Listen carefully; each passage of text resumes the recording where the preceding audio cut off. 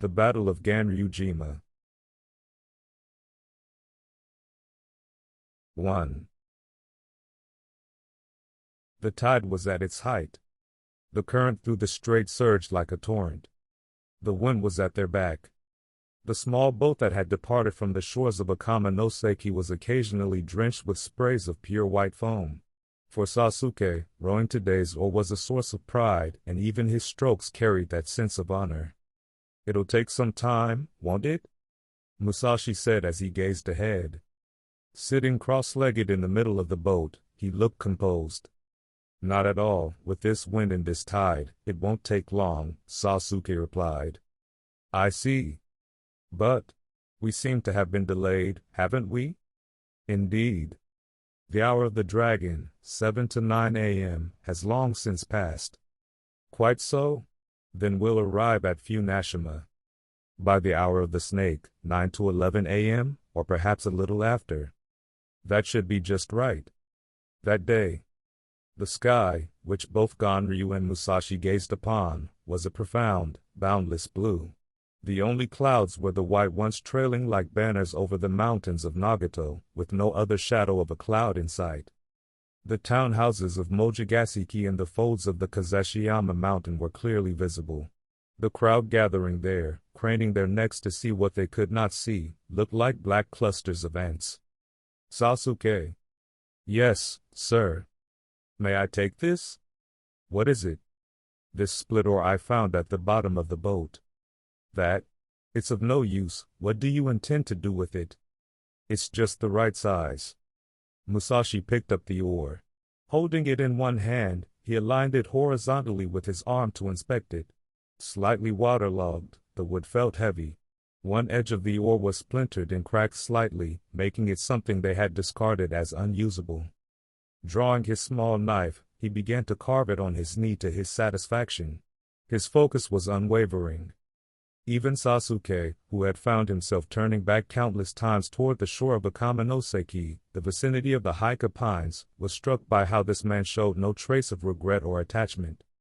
Was this how everyone felt when heading to a match? From Sasuke's perspective as a townsman, Musashi's demeanor seemed almost excessively cold. Seemingly finished carving the oar, Musashi brushed the wood shavings from his hakama and sleeves and called out again. "Sasuke." "Yes, sir?" "Do you have anything I could wear?" "A straw raincoat would do." "Are you feeling cold?" "No, but spray from the gunwale keeps hitting me. I want to cover my back." "There's a padded jacket tucked under the stern board where I'm standing." "Got it. I'll borrow it." Musashi pulled out Sasuke's padded jacket and draped it over his back. The island of Funashima was still veiled in haze. Musashi then took out some paper and began twisting it into cords. He twisted dozens of them, combining 2 cords at a time, measuring their length, and tying them together as a sash. Sasuke had heard that paper cord sashes were linked to some arcane oral tradition, but from what he observed, Musashi's method seemed remarkably casual. Yet, the speed with which he worked and the deftness with which he tied the sash left Sasuke in awe. After securing the sash and ensuring it wouldn't be affected by the sea spray, Musashi once again threw the padded jacket over it. "Is that Funashima?" He pointed to the silhouette of the island, now visible much closer, and asked. 2. "No, that is Hiko Island of Haha Island. You won't clearly recognize Funashima until we go a bit further. It lies about 5 or 6 cho, 550 to 660 meters, northeast of Hiko Island, a flat stretch of land like a sandbank." "I see. There are so many islands visible around here that I wasn't sure which one it was. Mutjir, Aima, Shirashima, and others. Among them, Funashima is quite a small island. The strait between Izaki and Hiko Island is what's commonly called Ondo no Seto. And to the west lies the coast of Dairi and Buzen?" "Exactly. That reminds me, these shores and islands were the sites of battles long ago, in the Zanryaku era. Lord Kurohangan, Minamoto no Yoshitsune, and Lord Taira no Tomomori fought here. Was it appropriate to be having such a conversation?" As the boat advanced with the oar he rowed, Sasuke couldn't help but feel his skin break out in goosebumps, his heart race, and his nerves rise. Even though it wasn't he who would be fighting the duel, he couldn't stop himself from trembling. Today's match was, in every sense, a fight to the death. Would the man he was ferrying return with him or not? And even if he did, would he return as a lifeless corpse? Sasuke couldn't comprehend it, the calm, composed demeanor of Musashi. A lone white cloud floating in the sky. A solitary man aboard a boat gliding across the water. To Sasuke, they seemed indistinguishable in their tranquility. Yet, even to Sasuke, who found Musashi's composure mysterious, it was true that Musashi appeared entirely devoid of thought as the boat steadily made its way toward their destination. He had lived his life without ever knowing boredom, but on this day, sitting in the boat, he felt a faint sense of it. He had already carved the oar and twisted the paper cords, there was nothing left to occupy his thoughts. Suddenly, he let his gaze fall from the gunwale to the flow patterns of the deep blue seawater. It was deep, unfathomably deep. The water was alive. It seemed to possess an infinite vitality. Yet, it had no fixed form. As long as one clings to a fixed form, one cannot attain infinite life. True life, he thought, begins only after one sheds form entirely. Both life and death before his eyes appeared as mere foam, fleeting and insubstantial. Yet, even such lofty, detached musings brushed his mind only briefly. Each time they did, every pore on his body bristled, unconsciously. This was not because of the occasional cold spray of waves. Even if the mind believed itself detached from life and death, the body remained aware. Muscles tightened, sensing something imminent. The two, the mind and the body, were not in harmony. In those rare moments when his muscles and pores forgot, Musashi's mind was filled with nothing but the reflections of water and clouds. I see it. Oh, finally, at long last. It was not Funashima. The place in view was the shore of Hikojima's Tekishimachi Bay. Around 30 or 40 samurai were gathered on the beach of the fishing village, their eyes fixed on the sea, watching intently. These men were all disciples of Sasaki Ganryū, with the majority of them being retainers of the Hosokawa clan. As soon as the notice board was posted in the castle town of Kokura, they had ignored the prohibition against sailing on the appointed day and crossed to the island in advance. If by some chance our master, Ganryu-sensei, is defeated, we will not allow Musashi to leave the island alive. In secret, they had sworn this pact and, defying the clan's official orders, crossed to Funashima 2 days earlier to await this day. However, this morning, Nagaoka Sato, Iwamikakubi, and other magistrates, along with guards from the clan, had landed on the island. The disciples were promptly discovered, sternly reprimanded for their reckless conduct, and driven off Funashima to the neighboring island, Hikojima's Tekishimachi. 3. Although the officials overseeing the duel had enforced the day's prohibition and taken measures such as driving the disciples off Funashima, the truth was that most of the clan samurai, 8 out of 10, were naturally praying for their fellow clansmen, Ganryu, to win. Moreover, they privately sympathized with the disciples' actions, which stemmed from their devotion to their master.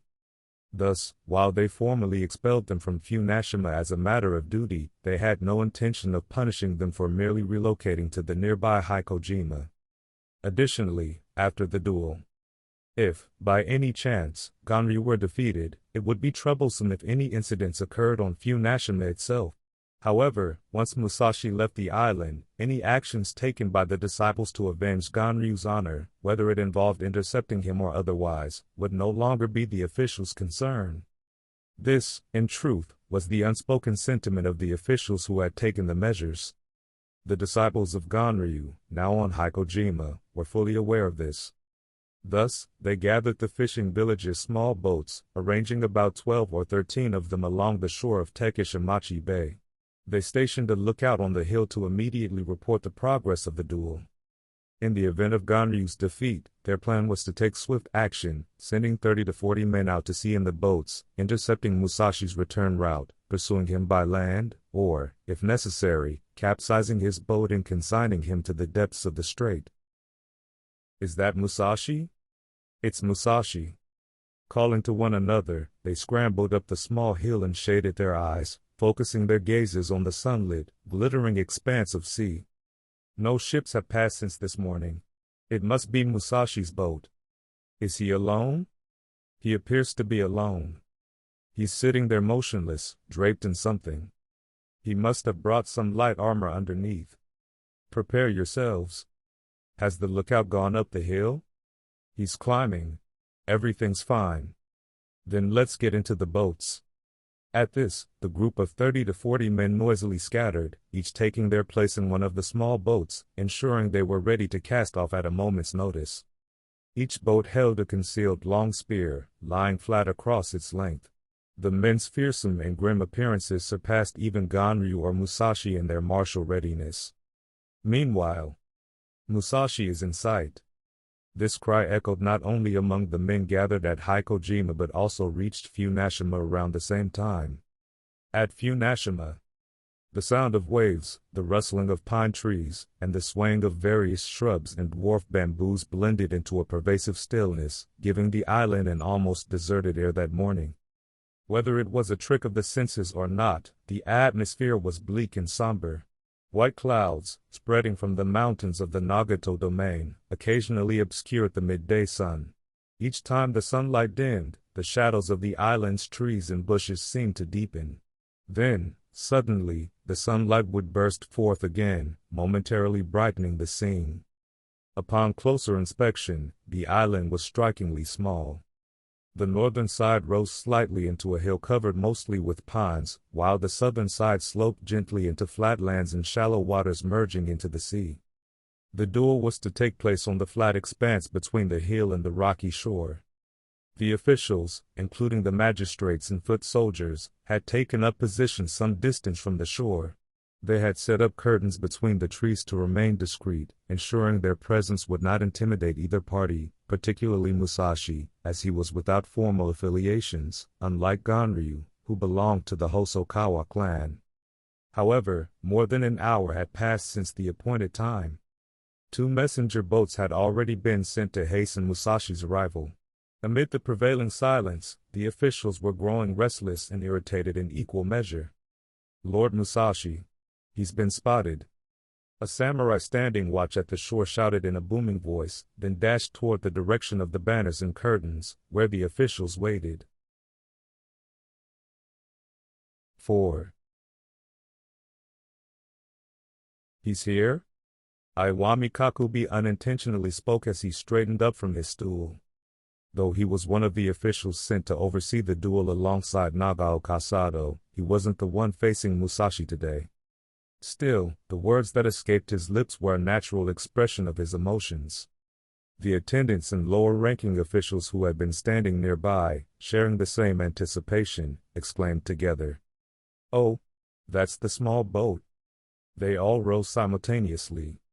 Realizing his lapse in composure as an impartial official of the clan, Kakubi quickly corrected himself. "Compose yourselves." He admonished those around him, then deliberately sat back down, steadying himself. Silently, he cast a glance toward the direction where Ganryū was waiting. Ganryū himself wasn't visible. Instead, a curtain adorned with a crest of gentian flowers fluttered between 4 or 5 bayberry trees. Beneath the curtain's hem sat a newly filled water bucket, with a dipper of fresh bamboo lying beside it. Having arrived on the island well ahead of time, Ganryū had grown impatient waiting for his opponent. Earlier, he'd drunk from the bucket and rested behind the curtain, but he wasn't visible there now. Beyond that curtain, on the far side of a small dirt slope, was Nagao Kasado's seating area. A group of guards, some of his subordinates, and his attendant Iori stood nearby. "Now, Lord Musashi has been spotted." The shout echoed as a figure ran from the shore and pushed through the guards, heading into the area. Iori's face turned pale, ashen even, his lips losing their color as he stood by Sato's side. Without moving, Sato's helmeted gaze remained fixed ahead. Then, as if glancing at his own sleeve, he turned slightly to the side. Iori, he called softly. Yes, sir, Iori replied, kneeling and looking up into the shadow beneath Sato's helmet. He could not suppress the trembling that coursed through his entire body, starting from his feet. Iori. Fixing his gaze steadily on the young man, Sato spoke again, this time in a tone of quiet instruction. Watch carefully. Do not let your mind drift, and do not miss anything.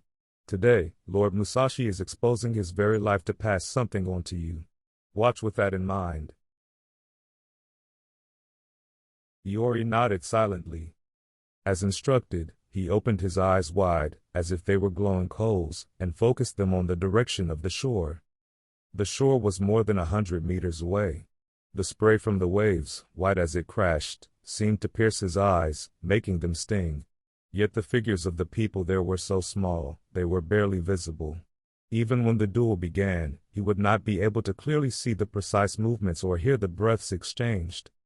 But Sato's command to watch carefully was not about observing the techniques or the immediate outcome. He was likely telling Iori to perceive the subtle interplay between the person and the forces of the heavens and earth in this fleeting moment. He wanted Iori to witness the mindset of a warrior facing such a decisive moment and learn from it, even from a distance. The waves of grass swayed and settled, only to sway again. Occasionally, a blue insect darted past. A delicate butterfly, not yet strong, would leave the grass, cling to it, and then vanish somewhere into the unknown. Ah, there. The small boat, slowly approaching the shore, was now visible to Iori as well. It seemed to be about 1 hour past the appointed time, around the 11th hour, the time after noon. The island was silent, with only the midday sun spreading its stillness. At that moment, someone descended from the hill directly behind the seating area. It was Sasaki Ganryū. Having grown tired of waiting, it appeared that Ganryū had ascended the small hill to sit alone and wait. Ganryū greeted the officials seated on either side, then turned toward the shore, stepping quietly through the grass as he began to walk. 5. The sun was near its zenith. As the small boat approached the rocky shore of the island, the waves became gentler, likely due to the small bay, and the shallow seabed beneath the water appeared to be a translucent blue. Which way? Relaxing his grip on the oar, Sasuke asked as he scanned the shore. There were no people in sight on the rocks. Musashi, who had removed his padded jacket, said, straight ahead. The boat continued to move forward, but Sasuke's hands on the oars hardly moved. The island, silent and devoid of people, echoed with the calls of a shrike. Sasuke. Yes. It's shallow here. It's a shoal. No need to force the boat in. We might scrape the bottom on the rocks. The tide will soon begin to recede. Question mark. Sasuke, forgetting to respond, focused his gaze on the inland grasslands of the island. He could see pine trees, their thin and withered forms standing tall. Beneath their shade, the hem of a red sleeveless haori fluttered slightly. He's here. Waiting for us. Musashi's gaze had already turned toward the spot Sasuke was pointing to. While keeping his eyes fixed on the spot, Musashi reached into his sash, pulling out a dark, hand-dyed towel that he had tucked in, folding it into quarters. He used it to wipe his hair, which was being tousled by the sea breeze, and tied it around his head as a headband. His small knife was secured at his waist, and it seemed he intended to leave his katana in the boat. He then placed a mat on the bottom of the boat to avoid getting wet from the spray. He gripped a makeshift wooden sword that had been fashioned from the oar in his right hand. Standing up in the boat, he turned to Sasuke and said, "That's enough." However, there was still a distance of about 20 kin, a traditional unit of measurement, roughly 6 meters, between the boat and the sandy shore. After being told that, Sasuke took 2 or 3 powerful strokes with the oar. The boat surged forward with great speed, and at that moment, it seemed to strike the shallow water. The bottom of the boat made a loud thud as it was lifted. Musashi, who had raised the hems of his hakama and robe high, suddenly leapt lightly into the water, the splash so small that it barely rose. He sank into the water to the level of his shins. Splash. Splash. Splash.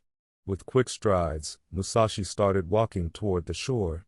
The tip of the wooden sword he carried, made from the oar, cut through the seawater along with the white foam he kicked up as he walked. 5 steps. Then 10 steps. Sasuke, still holding the oar, stared at him in a daze, transfixed by the sight. A chill ran through him, from the tips of his hair to his toes, and for a moment, he forgot what to do. Just then, he gasped, his face filled with alarm. From behind the thin pines on the horizon, the figure of Ganryūjima, the master swordsman of the Sasaki style, appeared, as if a crimson flag was blowing in the wind. The large sword, its scabbard gleaming in the sunlight, shimmered like the tail of a silver fox. Splash! Splash! Splash! Musashi's feet were still in the water, steadily moving forward. Hurry! But despite his mental urging, before Musashi could reach the shore, Ganryūjima had already dashed up to the water's edge. Realizing too late, Sasuke could no longer bear to watch. Feeling as if he had been split in two, he collapsed, trembling face down onto the bottom of the boat. 6. Musashi? It was Ganryūjima who called out. He had crossed the stream and stood firm at the water's edge, as if claiming the earth itself, not yielding a single step to his opponent. Musashi, still standing in the seawater, remained there for a moment, his expression carrying a slight smile. "Kojiro, isn't it?" he said. The tip of the wooden sword, made from the oar, was washed by the waves. He stood there, letting the water and wind move around him, the only thing solid being the single wooden sword he held. However, the edges of his eyes, slightly raised by the dark-dyed headband, were no longer what they usually were. The eyes that could shoot were still weak, perhaps.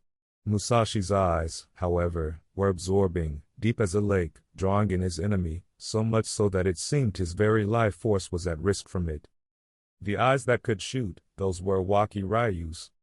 Within his 2 eyes, like a rainbow, a murderous glow flickered, as though it was trying to pierce through his opponent, paralyzing him with its intent. Eyes are said to be windows to the soul.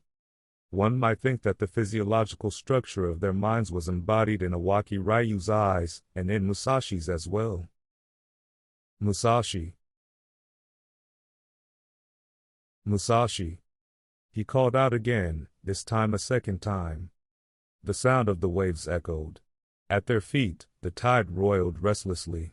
Ganryūjima, unable to keep his voice from rising, called out to the silent opponent. "Are you afraid? Are you devising some strategy? Either way, I see it as cowardice. The agreed time has long passed, and another moment has passed. I, Ganryūjima, have not broken the agreement and have been waiting since before.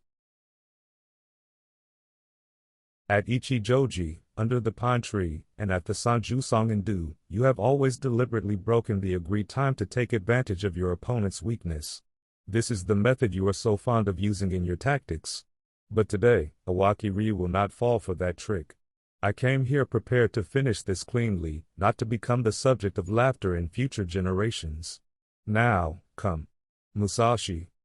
Having spoken these words, Ganryūjima raised his weapon high, and with a swift motion, unsheathed his great sword from the drying pole he had carried under his arm, throwing the scabbard into the waves.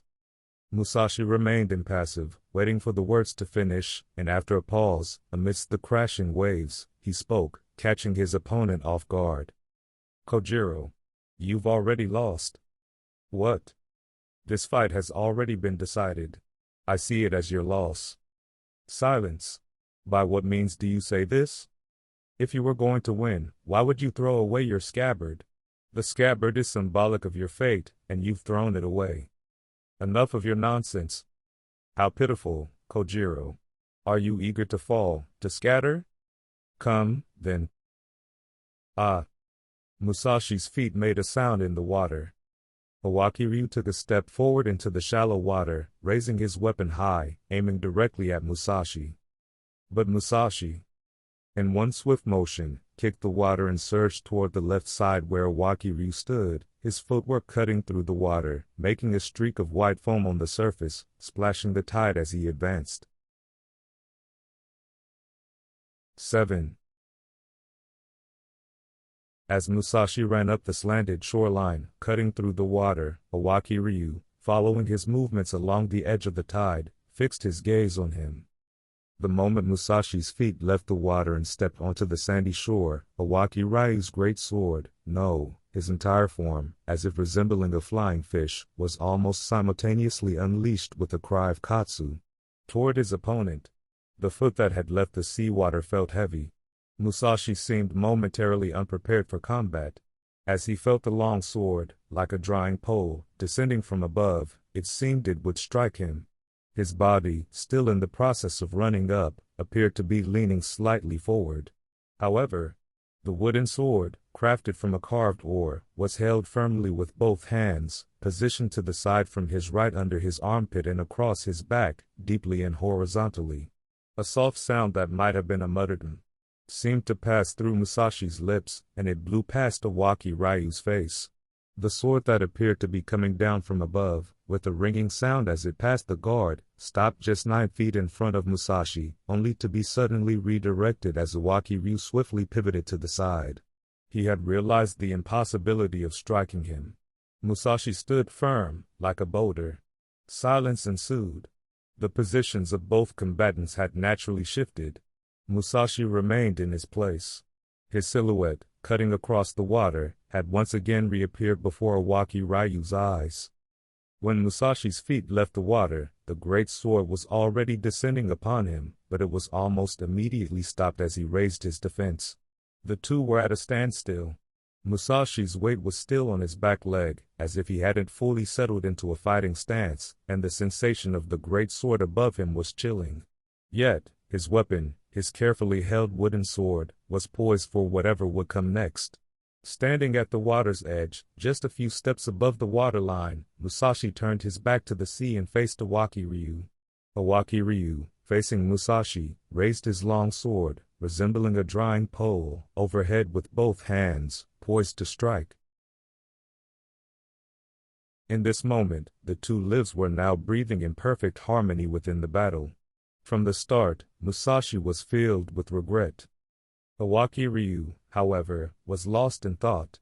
The battleground was a vacuum. Yet, beyond the crashing waves, and the grassy area where the benches stood, undoubtedly, countless eyes were watching this moment, holding their breath. Above Iwaki-ryu, there were spirits of those who mourned him and believed in him, countless emotions and prayers.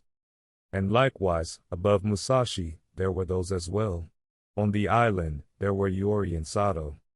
At the shore of Akamanoseki, there were Atsu, Baba, and Gon no Suke. On the hill of Mitsugoka in Kokura, there were Matahachi, Akemi, and others. All of them, from places unseen, were praying to the heavens. However, in this very spot, the prayers and tears of these people could not aid them. There was no coincidence, nor divine intervention. Only the impartial, selfless blue sky remained. Could it be that embodying a form as clear as the blue sky is the true state of Mu, no thought, no mind?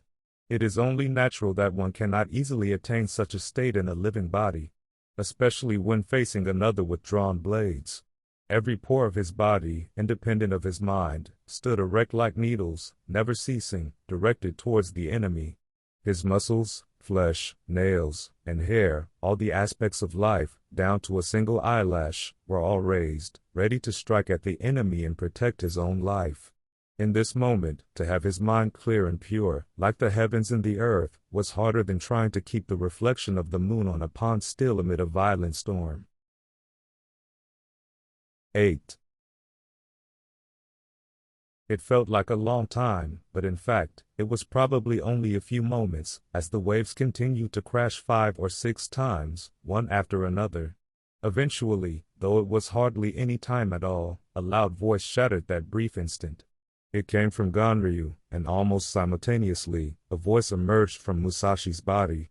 Like a great wave crashing against a cliff, the two breaths of anger created a splash in the spirit, and at that very moment, the tip of the long sword, like a thin rainbow, flew directly toward Musashi, as if to cut the sun from the sky itself. Musashi's left shoulder. At that moment, he dodged by leaning forward, and as his upper body shifted from a flat plane to a slanted angle, his right foot was drawn slightly back. Just then, his hands moved the wooden or sword, creating a gust of wind. The moment the long sword of Ganryu swung down to split Musashi's forehead, there was almost no difference in the timing. In the brief moment of entanglement, after that instant, the breaths of the two men were higher than the crashing waves of the shore. Musashi stood about 10 paces from the water's edge, with the sea to his side, watching the enemy who had leaped away, the wooden or sword held firmly in his hands.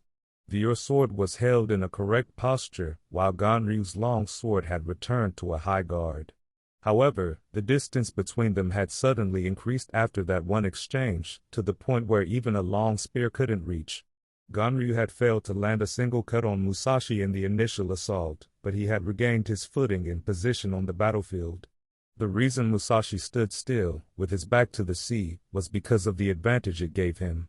The midday sun reflected strongly off the ocean, which created a significant disadvantage for Ganryu, facing directly into it. If they had continued in that position, confronting each other directly, it was certain that Ganryu's mind and eyes would have become fatigued before Musashi's. All right. Having regained his footing as he desired, Ganryu now felt as though he had already broken through Musashi's front line. Then, Ganryu's feet slowly began to advance, step by step, cautiously closing the distance. With each step, he observed where there might be an opening in the enemy's posture while simultaneously solidifying his own unyielding stance, naturally making these small, deliberate steps. However, Musashi began to walk forward, unconcerned, towards him. He moved directly toward Ganryu, bringing the sword close into a correct guard. Startled by the recklessness of this, Ganryu halted his approach, momentarily losing sight of Musashi. The wooden or sword shot upward with a swing. Musashi's form, which had appeared to be nearly 6 feet tall, seemed to shrink to about 4 feet. When his feet left the ground, his body seemed to float in midair. Ganryu, with his long sword raised high, made a large swing through the air. The blade's tip cut through the air, severing the orange handkerchief that had been tied around Musashi's forehead. The handkerchief split in two and fluttered away. To Ganryu's eyes, the handkerchief had seemed to fly off Musashi's neck. It looked as though it had turned into blood, quickly flung from the tip of his sword. Ganryu's eyes might have been filled with enjoyment. However, in that very moment, Ganryu's skull was shattered under the sword. When one looked at his fallen face, where the boundary between the sandy shore and the grassy field met, his expression did not reflect defeat. Though blood spurted from the corners of his lips, Musashi's neck had been severed and sent flying into the sea, yet it seemed as though Ganryu was wearing a satisfied, almost triumphant smile on his lips. 9. Ganryu dono. From the direction of the bench area, these voices swiftly flowed. They had lost themselves in the moment. Iwamura Kakube also rose, and the others around him, with faces full of sorrow, stood up as well. Yet, upon noticing the calm and composed group gathered near Nagao Kasato and Iori in the adjacent area, Kakube and his group, though trying to maintain composure, remained still and silent, striving to keep up appearances.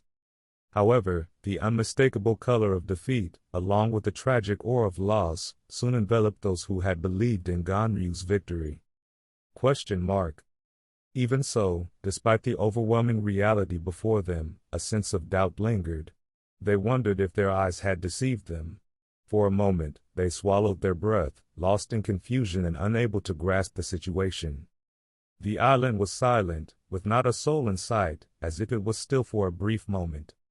The wind in the pine trees and the rustling of the grass only heightened the sense of impermanence in human life. Musashi was. He was looking at a cloud. He had noticed it suddenly, snapping back into awareness. Now, he clearly distinguished the cloud from himself, bringing his full consciousness back. But the one who did not return to himself was his enemy, Ganryu Sasaki Kojiro. In terms of distance, about 10 steps ahead, Kojiro lay face down. His face was pressed against the grass, and in the hand gripping the hilt of his long sword, there was still a visible force of attachment. Yet, his expression was never one of suffering. Upon seeing his face, it was clear that Kojiro was satisfied with his efforts, having fought valiantly with all his strength. A warrior who has fought until the end always displays this satisfaction in their expression. There was not a trace of regret or a shadow of disappointment to be seen. Musashi lowered his eyes to his own faded, ochre-colored headband that had been severed. His skin tingled with goosebumps. Will I ever encounter such an opponent again in my lifetime? As he thought about this, he suddenly felt both affection and respect for Kojiro. At the same time, he remembered the debt he owed to his opponent. The strength in wielding a sword, Kojiro, as a mere fighter, was undoubtedly a hero who stood higher than Musashi himself. Because of that, the fact that Musashi had been able to make such a strong figure his target was a debt of gratitude. But what had he gained by defeating that higher figure? Was it technique? Was it divine favor? No, Musashi immediately dismissed these thoughts, for even he did not fully understand. If he were to speak vaguely, it was something greater than strength or divine favor. What Kojiro had believed in was the sword of technique and strength, while what Musashi had believed in was the sword of spirit. It was nothing more than that difference. Musing silently, Musashi walked about 10 steps. He bent down next to Kojiro's body. With his left hand, he gently touched Kojiro's nose to check for breath. There was still a faint sign of life. Musashi suddenly relaxed his brow. With some care, he thought, recognizing a glimmer of light in Kojiro's life. At the same time, he felt a lightness in his heart, as if the temporary duel had not been enough to take this admirable enemy from the world. Farewell to Kojiro, and to the people over there, in the distant resting place. With a bow, Musashi straightened up, still holding his wooden or sword, which had not a drop of blood on it. He quickly ran toward the northern shore, leapt into the small boat waiting for him, and disappeared. Where the boat went, and where it eventually docked, there is no surviving account. The men of the Iwami-ryu, who had waited on the island of Hiko, attempted to stop him, and a tale of a morning battle on behalf of their master, Iwami-ryu, never came to pass. While alive, humans cannot escape from hatred or attachment.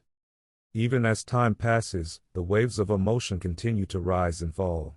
While Musashi lived, there were still those who could not bring themselves to be at ease, and they criticized his actions at the time, saying, at that time, he was scared of the return journey, and Musashi himself was quite flustered.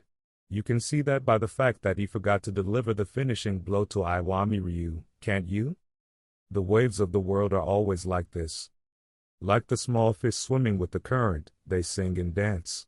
But who can truly understand the depth of the water below, or its true essence?